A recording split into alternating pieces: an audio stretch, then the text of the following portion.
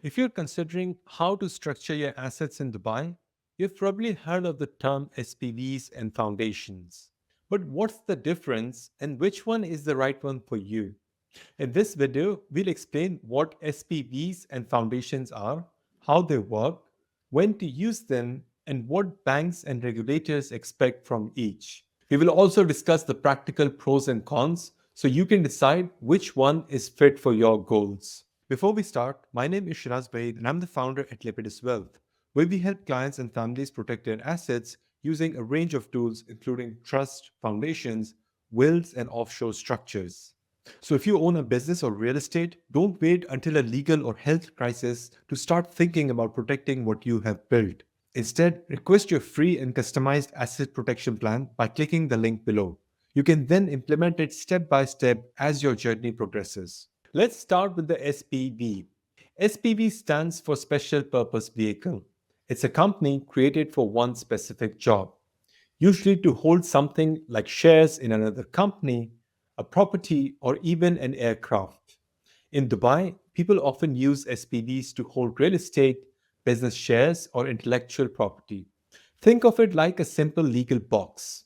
It doesn't run a business or have employees, it just holds assets and keep them separate from your personal name. Because it's a common setup, banks and tax advisors around the world are used to working with it. Now let's look at a foundation.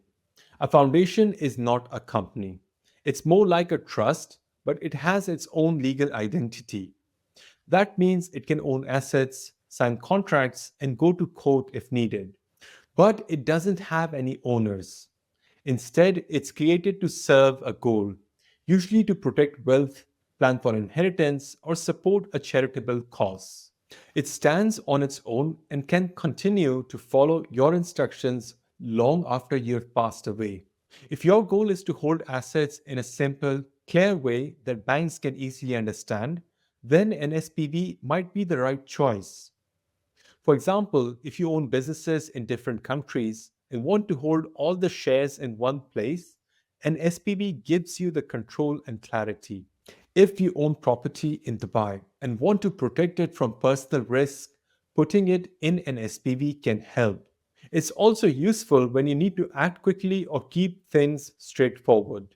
But if your goal is to protect assets for long term, avoid family conflict, or plan for what happens after you pass away, a foundation may be a better fit. That's because foundations are built to last. They don't end when you do. You can write clear rules in the foundation's charter, choose who should benefit from the assets, and appoint someone to make sure your wishes are followed.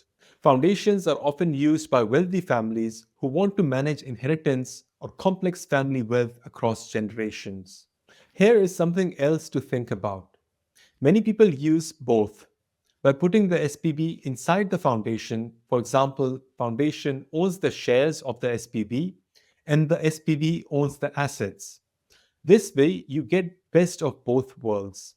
The SPV handles the day-to-day needs and the foundations keep long-term control.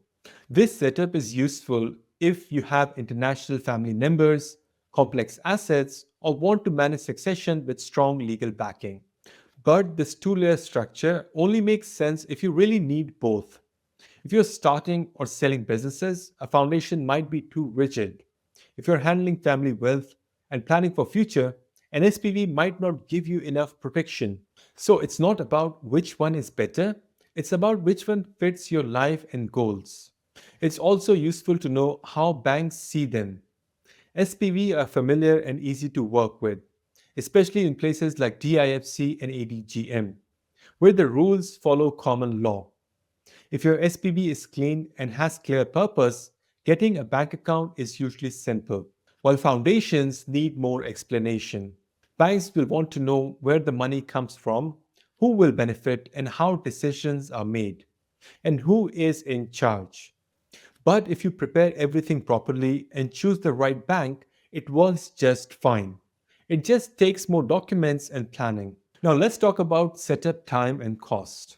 SPV are quick and simple to register. In DIFC, you can set up an SPV in just a few days, and the yearly costs are quite low. Foundations, on the other hand, takes longer. You need to prepare a charter, maybe appoint a guardian, and follow more rules.